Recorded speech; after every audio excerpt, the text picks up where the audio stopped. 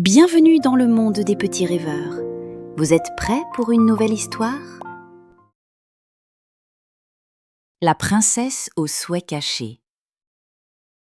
Il était une fois dans le lumineux royaume de Rosélis une jeune princesse prénommée Émilie. Son palais dominait une mer d'argent et chaque soir, elle regardait les étoiles en silence. Mais Émilie n'était pas une princesse comme les autres. Elle possédait un don rare, celui d'exaucer les vœux des autres. Chaque nuit, elle ouvrait sa fenêtre, fermait les yeux et soufflait doucement sur une plume dorée. Alors, des milliers de lucioles étincelantes s'envolaient dans le ciel, emportant les rêves du royaume. Les enfants retrouvaient le sourire, les vieillards la paix, et les cœurs tristes une étincelle d'espoir. Mais au fond d'elle, Émilie n'avait jamais formulé un seul vœu pour elle-même. Ce soir-là, le vent semblait différent. Il chantait dans les couloirs du château, faisant danser les rideaux comme des vagues. Émilie, curieuse, sortit sur le balcon.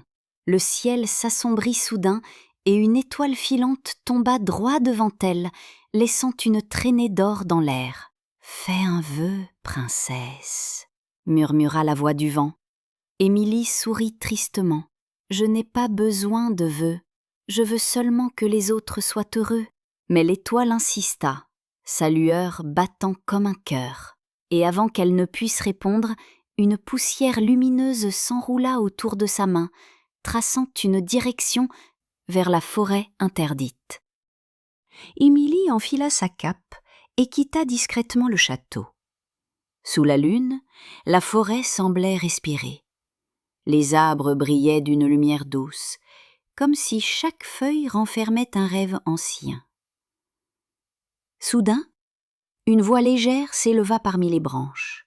« Princesse du don, que viens-tu chercher ici ?» Une petite créature ailée apparut, un papillon d'argent nommé Liora. Ses ailes vibraient comme une mélodie.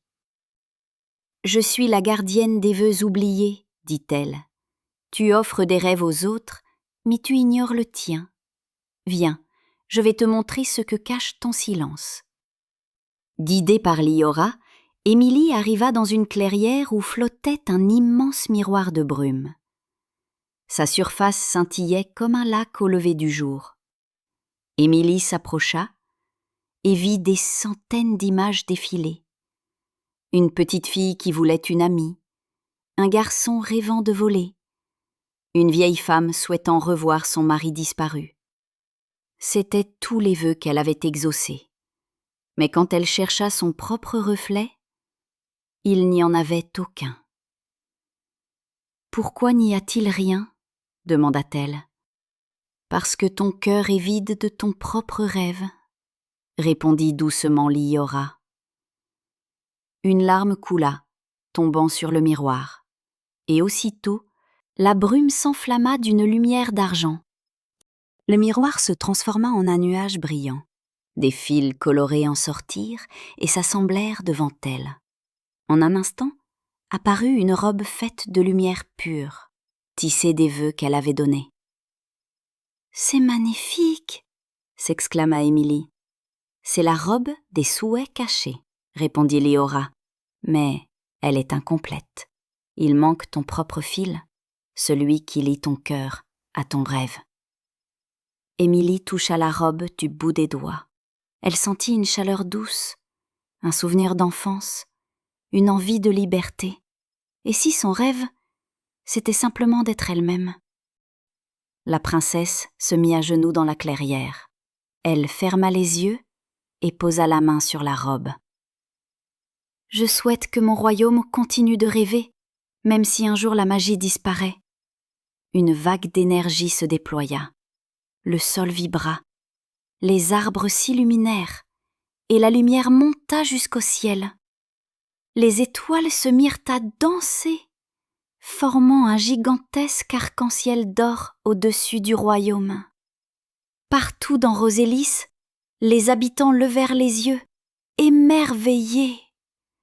Ils ne savaient pas d'où venait cette lumière, mais leurs cœurs se remplirent d'un bonheur qu'ils n'avaient jamais ressenti.